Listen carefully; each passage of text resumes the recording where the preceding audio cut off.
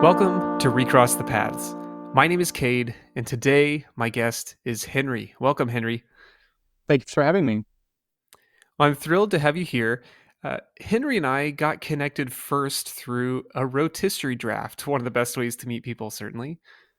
That's true. I think that I was running a deck with Ragavan, Nimble Pilferer, and Deathgreater's Champion, and the deck earned the title of Double Dash. And I think I ended up winning that game, but I think it was a sort of spur of the moment thing. It became a rotisserie league. We ended up drafting 3 different cubes just kind of throughout the summer. It was pretty fun. And to not muddy the record, you did indeed run away with that draft, as I recall. There were a lot of Mario Kart memes with a lot of the your victims' names stapled to the bottom, I believe. Yeah, the second draft went really well. The first one just went not so well, but it was very humbling to have a Luris deck stomp all over me by Dionicus, I believe, drafted that one. Oh, yeah. Well, to not get lost in the weeds of our rotisserie drafts past, Henry has curated a couple different, really unique environments, and I want to get to unpack those together here. But to get us started, how did you find your way into designing custom formats? That is a bit of a long story, and I want to give a little bit of personal history of Magic. So I personally started playing Magic back in 2000, around the Prophecy Invasion years. And I quit the game in time spiral time. So I played from 2000 to 2006. That was middle school and high school. And one of the last things that I remember doing before I had quit the game was one of the players brought what he called the reject rare draft, which was essentially making boosters of 15 cards of rare cards like Pentavus and some of the weird chaos cards from Red's printings over years past. All stars from that era. Oh man, they were cards that were just sitting in our binders, and we thought, how can we make a use for something like these? The rules for the format was what we now call something like an omniscience cube, where you got access to infinite mana, but the restriction was that you could only cast one spell each turn and try to find a way to win with these cards that were printed for purposes totally outside of what they were intended for. And I remember being very struck by that format and I don't know why we don't do this more often, but at that period, I had kind of been disillusioned by the death of Standard through Arcbound Ravager and the Affinity deck basically taking over. And back in the day, I was a bit of a paper boomer even back then and thought the MTGO format moving to online was going to kill the game. It did not. Here we are. Here we are years later. It didn't kill Magic the Gathering. I decided to step away from the game. I was 16 years old. I was trying to focus on school, and I was spending too much time brewing things in my mind, and I knew that I couldn't do that and get good grades. So I shelved the game, gave away my collection to a friend, and that was that. And I thought I was going to be completely done with the game forever. And then in the pandemic, after kind of some of the vaccine rollouts had happened and everyone was a bit more comfortable with hanging out in person again, our local group, from a health perspective, there was a lot of people that I found out were just kind of off in their own worlds, still just kind of like in their single player games or single player worlds or lands. And I found out some of my friends were playing this Magic the Gathering game. They were playing this new multiplayer format that was now I was like, oh, what are these pre-con the 100 cards? Like, wait, what happened to what happened to damage on the stack? Like, do you guys play like that? And it turns out, so we ended up playing Commander. I played a couple games, and I thought, well, how am I going to justify getting back into this game? And then I thought, well, this is for the friends that I had now. This is one way that we can use to actually get around a table again, as opposed to being out doing our own things. And it was anyway. So getting back into the game was Commander. It wasn't my favorite. I won't lie to you. We were kind of in an arms race at the time to try and like build the best edhrec.com deck, like battle cruisers that would smash each other, and then we were spending more and more money. But throughout that time, I got introduced to, I guess you would now call it just like a regular cube type environment. I played cube. I had no idea what I was going into. I just heard there was going to be a draft. Showed up at my buddy's shed out in like the next city over, and it was amazing. I drafted with this like pod of players, some of whom were living the dream, some of whom were trying to spike the draft and win with aggro. Ended up going 2-1 in this cube with the kind of Naya good stuff pile. It was it was an incredible experience. I just remember it was a great story to tell for me personally, just because he pulled in the, like, unbeknownst to me, I recognized a ton of old cards from when I played in the past. Like Grim Lopomancer made an appearance. I mean, even like Jackal Pup was in there. That's a choice.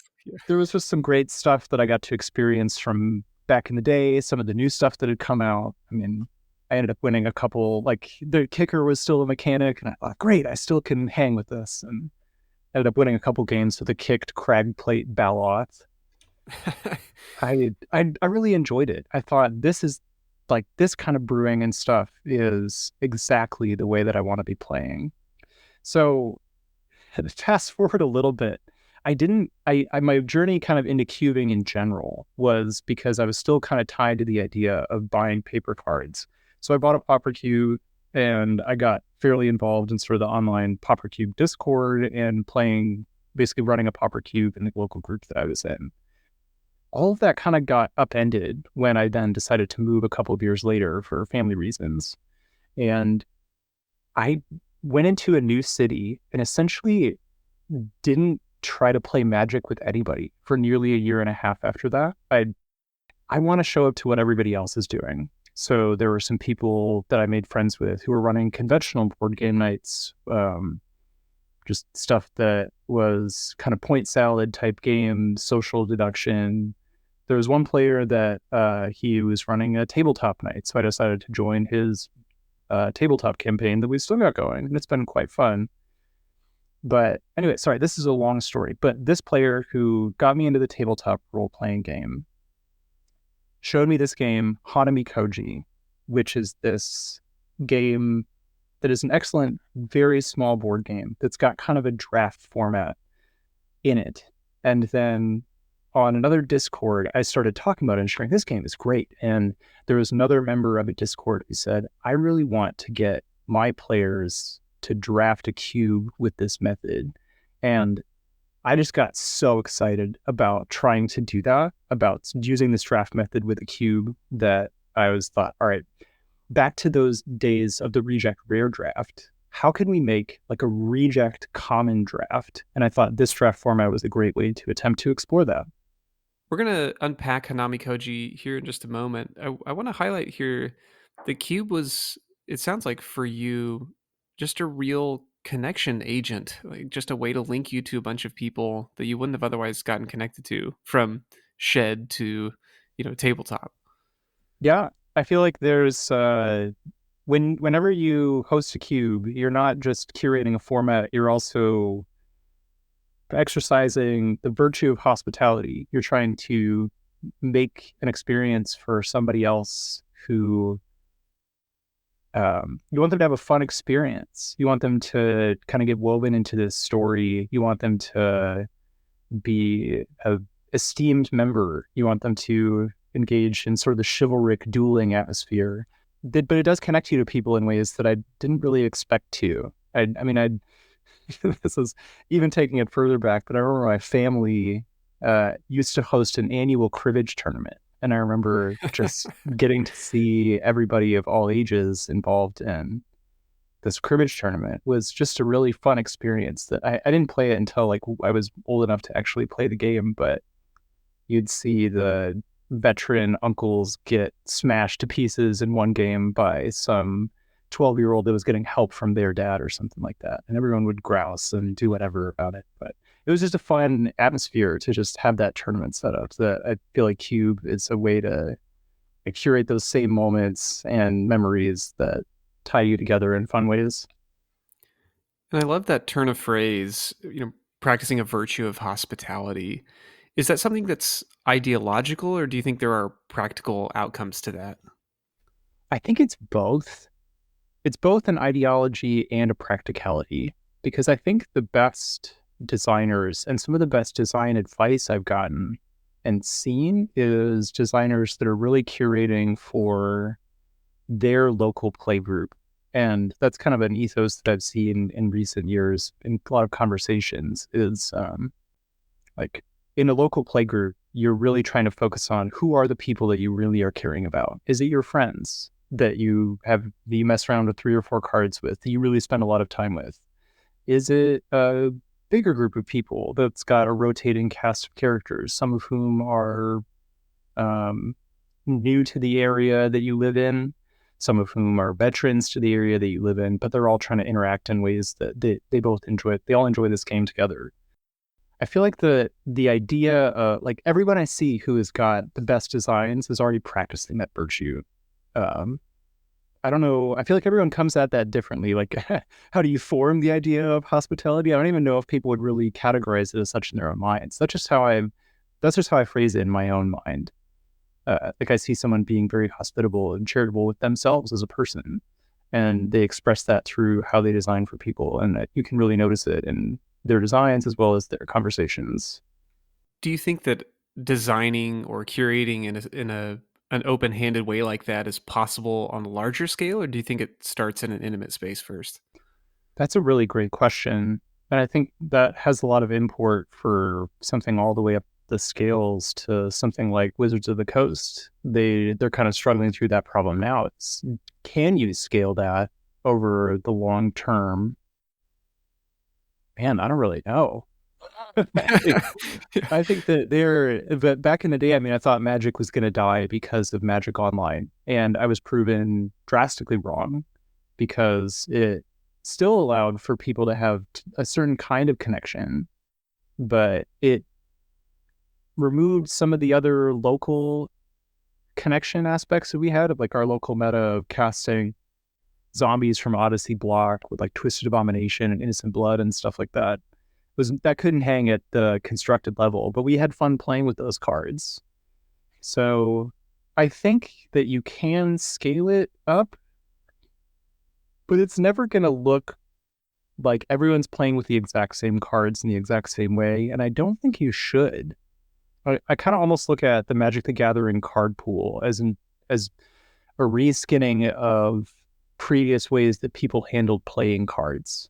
Like I remember at card game nights growing up, people would play this game called 500, which was I don't know if you've heard of it, but it's essentially like hearts or spades. It's a trick taking game, but there's an element of you play with partners and then you have to kind of signal to your partner, much like spades.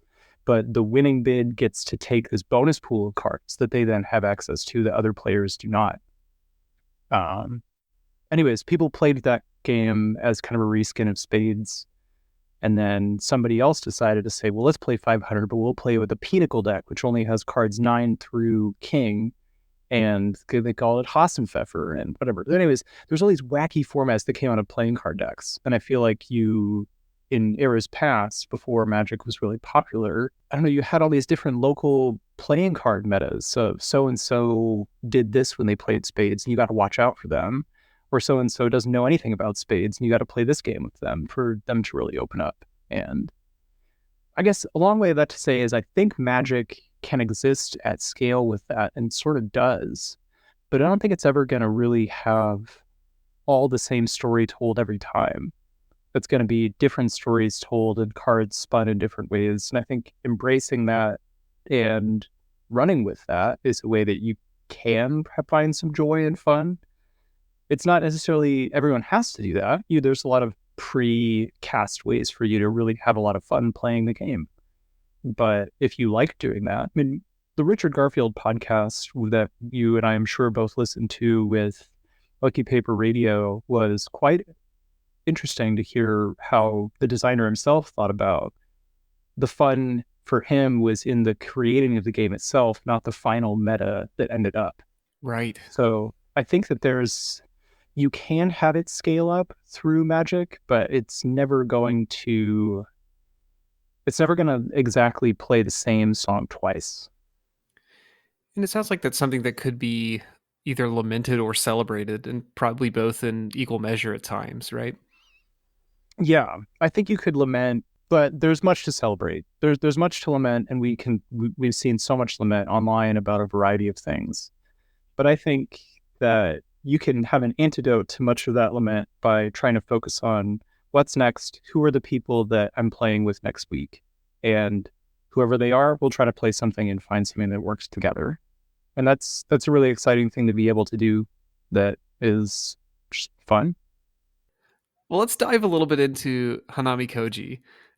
This is a game that exists outside of Magic, certainly. But would you give us a little overview of what this game is and how it's played? I would love to. Uh, this game is a two-player game, and I'll talk a little bit about the theme first because this is actually something that you might find off-putting if you don't do the reading. Hanamikoji is set in this ancient Japanese capital, and it's about getting cards that are matched up not to necessarily like suits, like in a deck of playing cards, but that match up to specific geishas. The definition of geisha in this place is kind of like a craftswoman.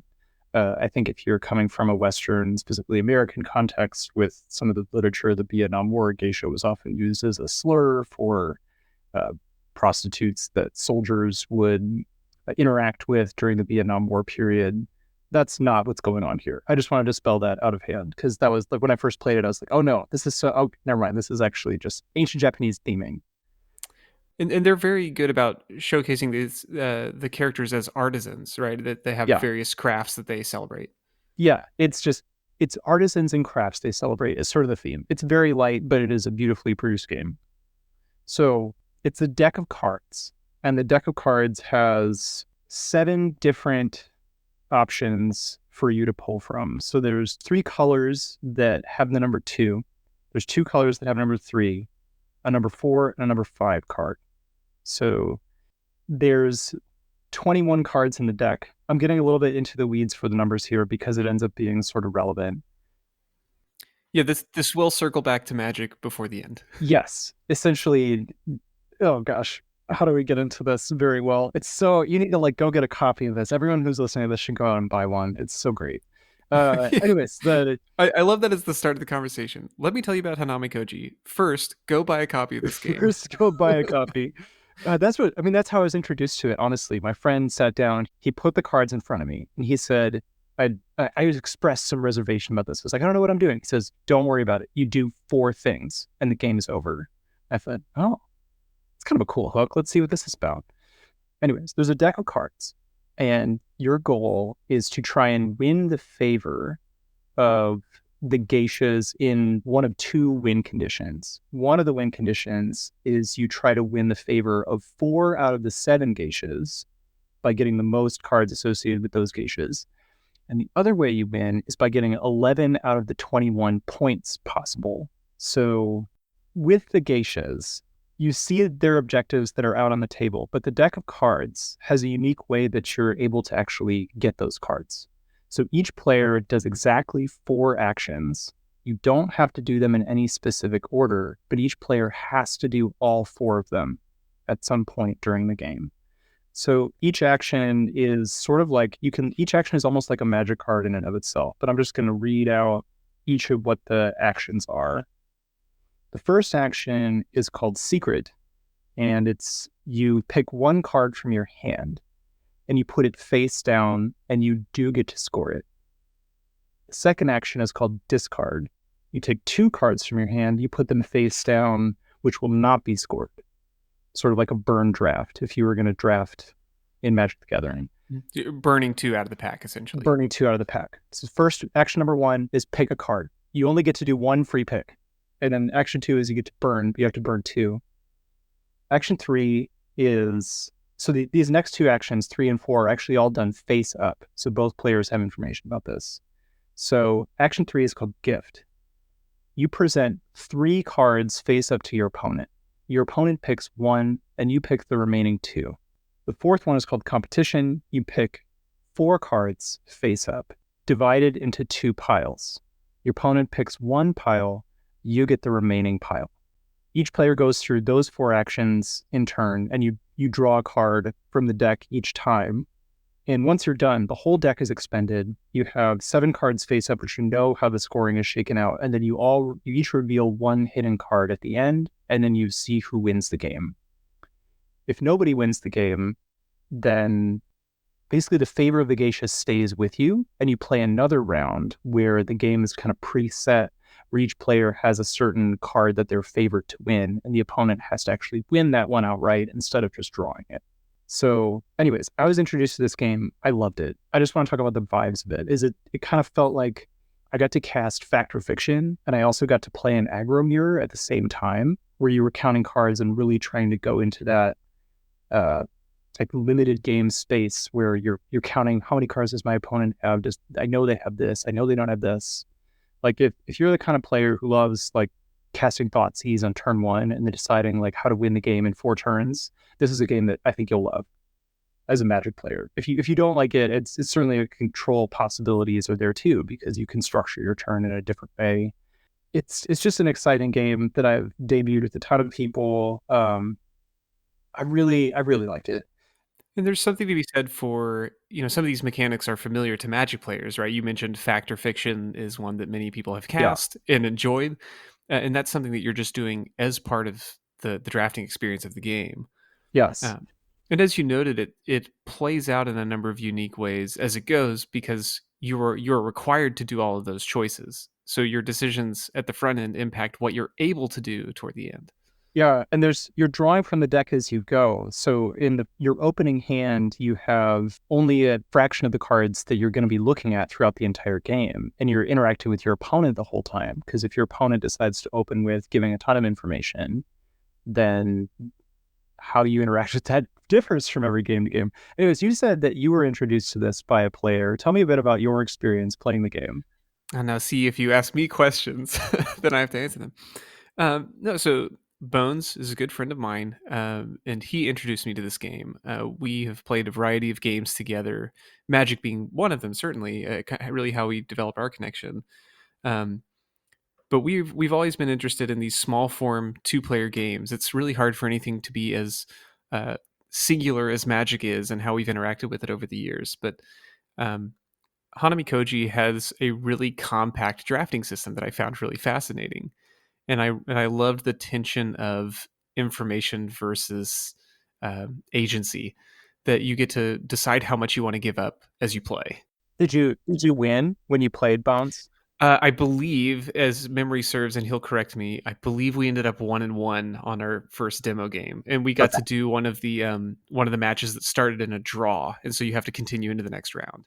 Yeah. Really, really compelling, and especially, I think it's particularly fun to play with people that you know, because you get a sense of, you have a sense of how they interact with other games or other ideas, and it's just kind of a fun lens through which to experience that. Yeah. I really loved the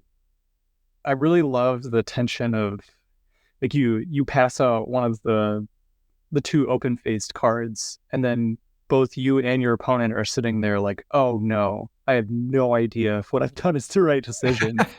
And you're both kind of doing that the whole game about like you're really not sure until that final reveal about who's got it. It's sort of the scene in The Princess Bride, right, with the poison, where he starts Oh yeah. monologuing about, well, you clearly can't pick the glass in front of me, and there's so much of that when you're particularly with competition, where you're laying out all this information, and it's like, well, why on earth would they do that? Yeah. You have to figure out, are they trying to trap me here? And the Yeah. answer is yes, they are. Yeah. The thing I love about it is the compactness of it is you have to do those four things and then the game is over no matter what. So it's really tense for a really short period of time and then it's over. It's just like you play an aggro match, you get blown out or you win or something like that and you're done. You don't have to have it be high stakes. You can give a player an easy out if they really don't want to play it for that long. But I I introduced it to another player who's not a Magic player, and he says it's his favorite game, but he can absolutely not stand the post draw part of it. The decision trees take him too far, and he just gets too nervous and tense and just seizes up. I get it. So are you the sort of person that would draft a set of Magic and then just shuffle up and draft again? Is that kind of the same experience here? I don't know if I would do that with a set of magic cards. I think that I might do that with the sort of microcubes that I put together with this system, just to see what would happen if it was like total crash and burn. But I think I'd rather play the games out just to see how it happens. I was just curious. I know, like, describing the mechanics here and the tension that comes from decision making in this way. Didn't know if that carried over to the broader experience. I want to answer that question by talking about the sort of microcube project that spawned out of this. Yeah, absolutely. So I mentioned at the very beginning that I love the idea of like recontextualizing old cards. Common idea. Many people want to do it. The the card that inspired me the most was this card from Modern Horizons 2. It was called Fairgrounds Patrol. It's a 1 and a white, 2/1 creature. And then it has this ability that you can pay 1 and a white, exile it from your graveyard, and you can create a 1/1 Thopter with flying. And I thought, I love this card, but I'm never going to find a home where this is playable. But I want these cards to have a home. And I thought, let's design a card around this. It's sort of the kernel of this. And I thought, let's make a 1 pack Hanamikoji deck that can be made with magic cards. So each microcube has got 9 lands, 5 of one color, 4 of the second one. And then it's got 5 creatures of 3 of the color that has 5 lands, 2 of the color that has 4. And I just decided let's see what combinations of cards might make for an interesting experience to Hanamikoji draft, and then be forced to play and see how it turns out. The first microcube that I designed for this, that I played with a friend, the friend who actually introduced me to Hanamikoji, the list is 4 forests, 5 plains, 2 Enduring Bond Warden, which is one of the backup creatures from March of the Machine, Fairgrounds Patrol, which I already mentioned, and then some other cards that kind of mix in +1/+1 counters, tokens, life gain in the Selesnya colors. And I just thought, this sounds like a great way to play with these cards. Like, the other cards by name are Dust Shell Crawler, Sandstep Outcast, and Truffle Snout, which I just love casting that pig. It's really fun. I thought, let's get these at home and see if it's fun. And we played a couple games, and it was fine. And I thought to myself, oh man, this doesn't actually really have a whole lot of like final meta energy, much in like, I feel like everyone's custom format goal is something like a Dan type format that's got incredible replay value, but people get it right away. I was like, this doesn't really have that. You have to introduce them to a whole game. You have to introduce them to these card pools that all do different things.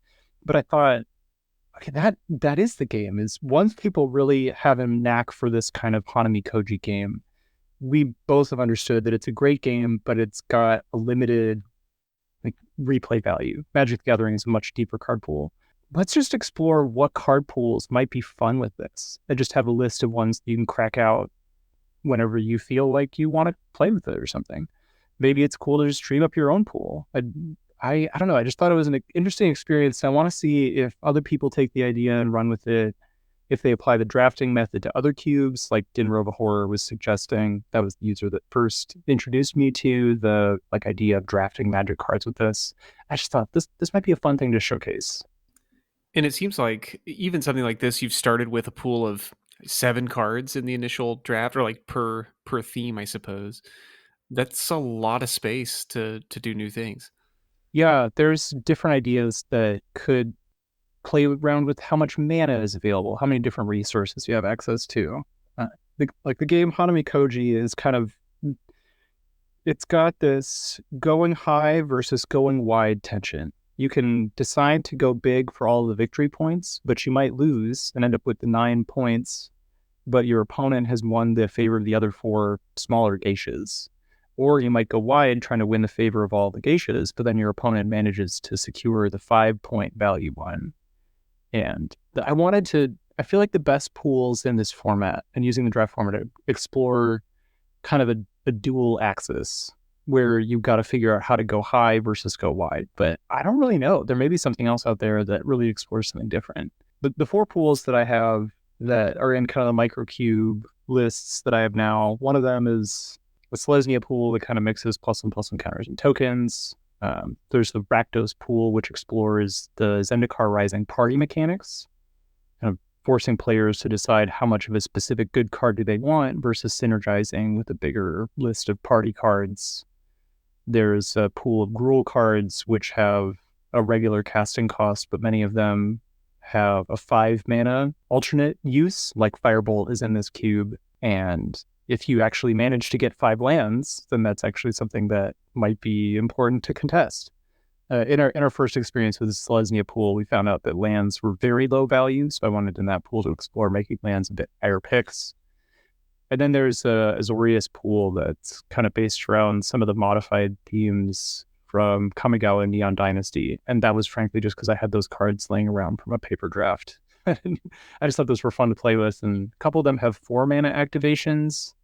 I don't know. Thought those were fun pools to explore. I'm not putting them out there as like this is an amazing, fully polished format, but I think that the game and the format is something that any Magic player could experience and probably have some fun with. And it sounds like a strength of something like that is, well, first, it's not particularly expensive. None of those cards are more than common or uncommon. But it also pulls in a lot of different directions. Like you can get a good feel for how it plays in a number of different ways, like you just described, high mana versus lower mana. Um, like it puts you into a lot of tension points very quickly that you can then use on your next draft for something different. Yeah, I feel like a lot of these best micro formats are best when they can offer you an exciting way to play with cards, but then you can put them down right away when the cube draft is actually ready to go because they're really great side pool events. But they're just a fun way to play with stuff that gets your mind working in a little bit of a different lane. And the other thing is that this is, I have this friend who plays Hanamikoji and a couple that I play with, and my friend who is absolutely not into Magic the Gathering at all decided after I told him about this project, he thought I would try this because he was just interested in the game itself and he really loved the mechanics of it. And he says, I don't know if I'm into Magic and all that rules complexity, but I would try this. I would try it at least once. So in many ways, it's kind of just making stuff for my friends and seeing what goes from there. Well, I think that's a core of what you've been sharing about here, right? That it's you're building something that is valuable for you and that it's a fresh experience that you get to explore, but also something that's bringing other people into the circle. And it sounds like what you just described is the ideal of that. Yeah, it's really been a fun journey, and that's not the end, but I think that it's just really exciting to see all of the different projects that people are putting together, and then I've been given a lot of freedom to jump into that. I feel like there's a lot of times, especially in the cube world, that there was this ethos that you had to be telling one story with your cube, and I've really appreciated the explosion of different kinds of stories that are getting told with cards. It's not just about who can draft the powered vintage cube in the way that pops off in the most comprehensive way possible. As fun as that story is to see every once in a while, what's really good to see is some of the other cards get some love too. Fairgrounds Patrol. Want to give this card some love. Draft Chaff for Modern Horizons 2. Barely playable, but fun card. Great art. Fun mechanics. And you've certainly been exploring more using Hanami Koji as a basis here. What would you like to see more of in this space? I don't even know if I have a mechanical prescription. I feel like what I want to see more of is people bringing ideas from different games to bear. Like, there's so many other 2-player games. I mean, you just mentioned Playing with Bones. There's so many other 2-player games out there that have ways that you can interact with your opponent that are exciting. And I feel like there's so many different ways that you could translate that into draft mechanics, or you could translate that into tableau mechanics if you were to use a different game lens. Like, I don't know, maybe the next project is something like a Race for the Galaxy type tableau builder where you have to like, oh man, now I'm just, oh, hold on, I gotta pause for that. That seems crazy. Race for the Galaxy is a game that I play often with my wife. And wow, I'm sorry, I just had to pause that game. So in that game, you can play cards, but you have to discard other cards to do it. So your card can either act as something that's out on your tableau, or you discard like 3 other cards to play a 3 value piece. I can And hear the wheels turning from over here. geez, I just like those moments of inspiration where somebody like gets this idea and they're like, what if you took these magic cards and you played it with this format? Like that kind of stuff is so exciting. I remember I went on like a mad brewing session. DSB and I, who you featured previously on a podcast, we went on a mad brewing session trying to construct the pool of 52 cards to play the game 500, where you played a 2 versus 2 match where you could like bid for like pay the amount of life you to get access to certain colors.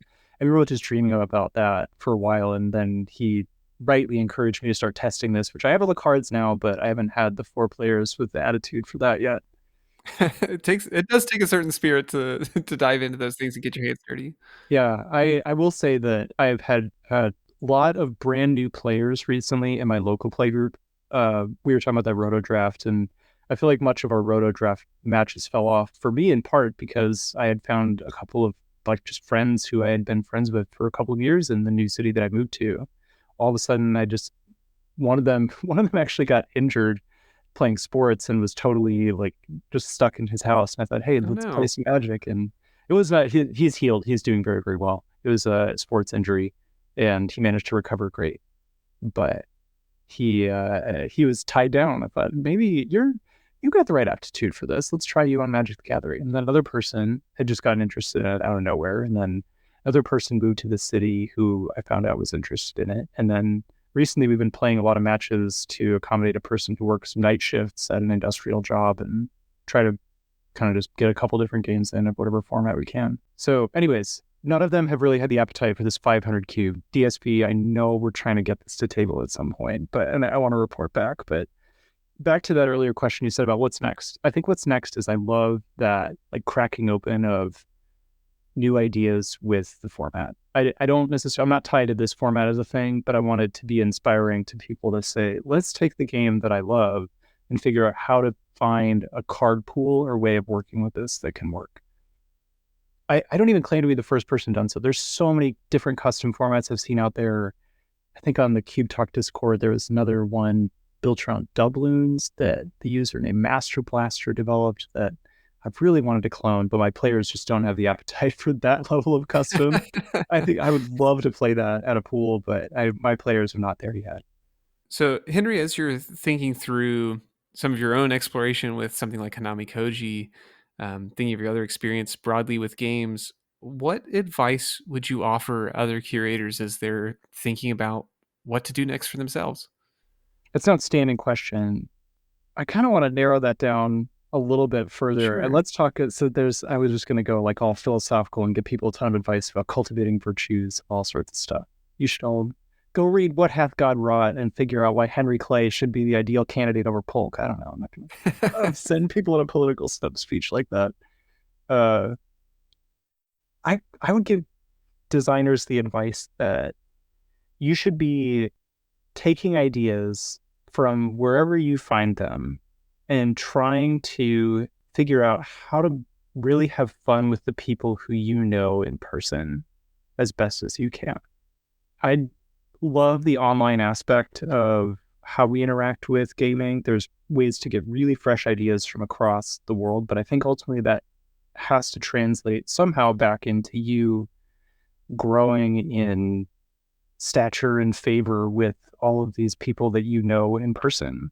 One of the things that I think Cube does really well is you want to create an environment where your players feel like they really accomplished a thing and that you guys all accomplished a thing together. And if your cube is geared towards doing that, it's going to be geared towards group participation.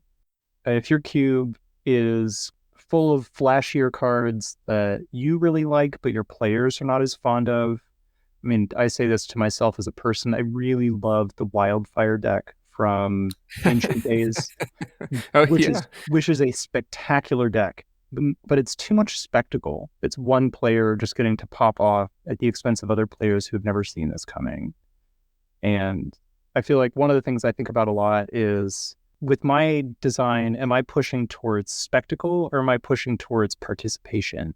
Am I really wanting people to participate or am I just wanting them to watch? And I feel like when you're designing and you see the players have a really good time and they really feel like they were able to do something. And I don't know exactly what format's going to take for everybody's group, but making choices and changes that really have like show them something they haven't seen before that you think they'll really like. And that requires a bit of studying your players to really understanding who they are as people and how do you think they're wired. That's good. Henry, one of my favorite questions to ask as we start wrapping up here is if you could have any card printed as a promo, what card would it be and who would you have do the illustration? I would love to see a Burning Tree Emissary by Steve Ellis. Steve Ellis is an artist who's been around since some of the Time Spiral days, but has recently done a few of the Modern Horizons 3 cards, including Marionette Apprentice. I think that would be outstanding. Burning Tree Emissary is one of my favorite cards from Pauper Cube, regular cubes. It's just a great Gruul card. Oh, and Steve Ellis has some really remarkable line work too. It looks like he's done some of the oil slick lands, some of the Ikoria showcase things. Yes, it would be great. I would love it. Very cool. Well, Henry, this has been a delight to explore, and I really appreciate you taking the time to share so much about your own experience and how we can make our experiences better for other people. If folks would like to learn more about the Hanamikoji lists that you have curated, or perhaps get in touch about any of the other projects you're working on, where would be the best place to point them? I'm active on a couple of different cube forums. The one I'm most active on is the Cube Talk Discord, which we've alluded to before. I'm also active on the Pauper Cube Discord. And one of the things that I'll note as well is that this cube, the microcubes that I mentioned for Hanamikoji, are going to be featured at Bar Cube Night at CubeCon. I will not be present. I'm not able to travel to make it to this year's event, but there will be another user of that Discord, Dinner of a Horror, is going to be hosting that there. I've looked at some of the other lists for Bar Cube and they all look very exciting. But if you want to go try it in person, go do it there. Those are places people can connect. I live in Chattanooga, so if you pass through any of the tourist traps, feel free to reach out through those channels. Well, there you go. So opportunities to try it out, or perhaps if folks have an appetite for some of the more wild projects you've suggested, maybe that's an opportunity too. Yeah, the Bar Cube list looks great. I looked at many of them, and their ethos is trying to streamline the Magic experience to have beer spilled on it, and I think that's just an excellent ethos to another story to tell. Well, Henry, thank you again so much for your time. A joy to have you on, and hope there are more opportunities to connect in the future. Yeah, we'll look forward to the next Roto draft. Maybe we can't do a Hanami Koji Roto, that's too much, but we'll try another one sometime. We'll see.